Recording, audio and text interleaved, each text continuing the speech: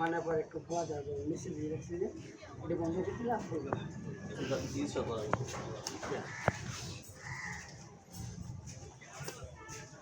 এই একটা পেশেন্ট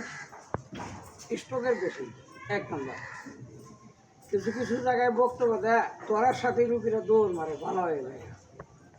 আমার কাজের বয়স 29 বছর আমি কোনোদিন দেখিনি যে তোরার সঙ্গে রুগী দৌড় দিছে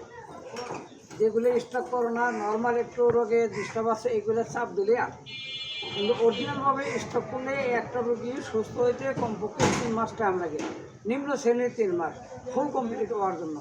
আর যদি এই জয়েন্টটা যদি লুজ হয়ে যায় তাহলে ঠিক হইতে লাগবে আরও 3 মাস গড়ে একটা রোগী সুস্থ হইতে 6 মাস লাগে এরপরেও টাকাতে 99 বা কমপ্লিট হয়ে গেলেও 1% স্ট্রোক থাকে উনি বিছনায় আগামোতা করতো আরে গাঢ় করিয়ে আনছে বিছনা থেকে শুরু করি আগে উঠবস করাইছি দাঁড়া করাইছি এরপরে আস্তে আস্তে করে ট্রেডিং করাইছি এরপরে এই গাড়ি ধরি কাপড় বাঁধি আড়াইছি এইখানের ভিতরে এখন ইনশাল্লাহ এই স্ট্রোকের পেশেন্ট একলাই কিন্তু উনি সুস্থ না কি করেন আপনি একটু দাঁড়ান দিন একটু দাঁড়ান একটু দাঁড়ান এই ব্যান্ডেজটা না দিলে আটবে গেলে আটটা কিন্তু ছুটে যায় নিচের দিকে ব্যাক হয়ে যায় একটুখানি আটেন দেখেন আপনি কোন কিছু কোন কী করছেন কেমন আসলেন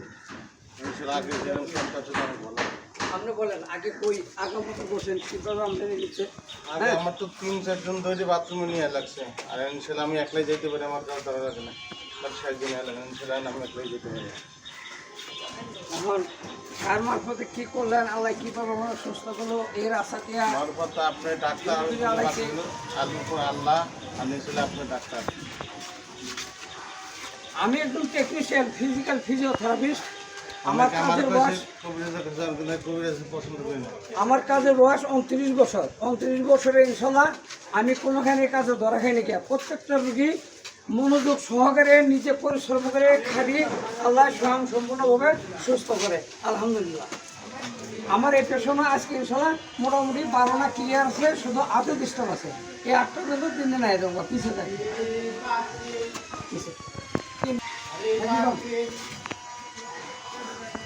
আর বড় বড় বর্তমানে অমুক ধরার সাথে আর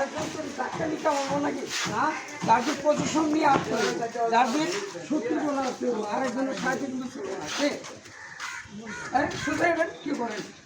হ্যাঁ শুধু এবার আপনারা হ্যাঁ বহুদিন পরে আমরা ইনশাল্লাহ বাচ্চা হ্যাঁ